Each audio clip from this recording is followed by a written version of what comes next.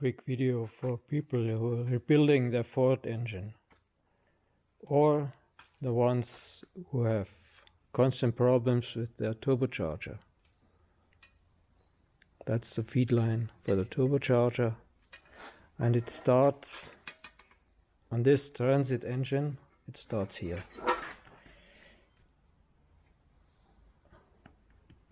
At the chain side.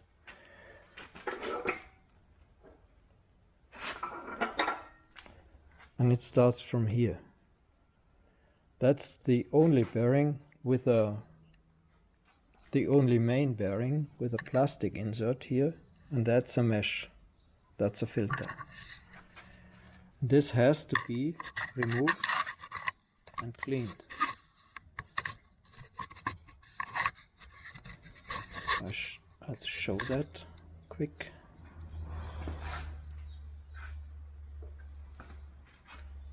This didn't work for me. I didn't want to break it, not even accidentally,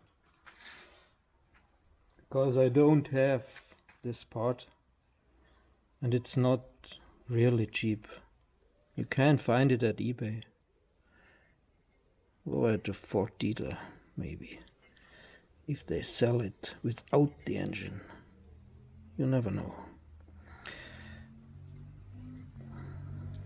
I tried it with this nut and it worked once, so it worked the second time. That's the filter mesh, and it's full of shavings.